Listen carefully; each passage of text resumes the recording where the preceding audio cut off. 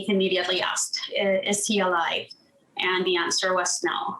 It's the worst call you can imagine coming from your dog's daycare center.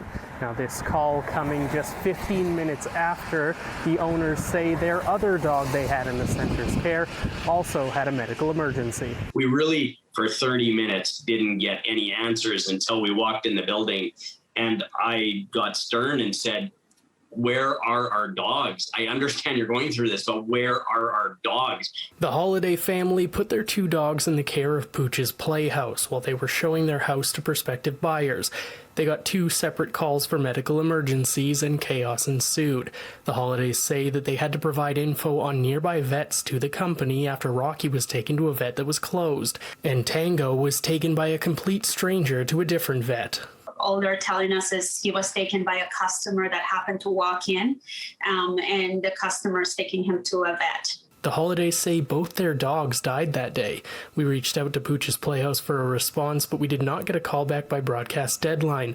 Animal Services tells City News they've investigated this incident, and the dog who caused the deaths of Tango and Rocky has been deemed dangerous under the responsible pet ownership bylaw. It really isn't about that one place.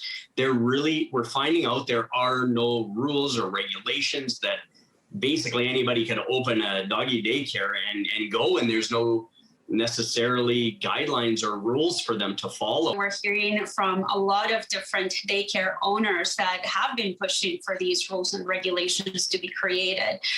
They want to be in the business for the right reasons, and they also want to be protected themselves. Unfortunately, my first reaction wasn't horribly surprised, knowing some of the practices that happen in the industry.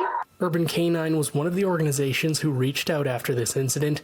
Their owner says she has started the groundwork on creating a group to lobby for proper dog daycare legislation after hearing about the Holidays' loss.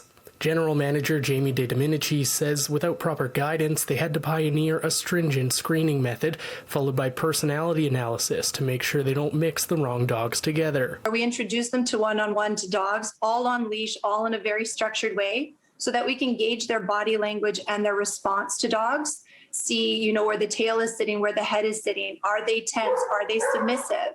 And that all allows us to come up with a proper care plan. If dogs don't pass that screening, they can be turned away. Meanwhile, the Holiday family has filed under the Freedom of Information Act to get a copy of the Animal Services investigation because they say it's not being shared with them.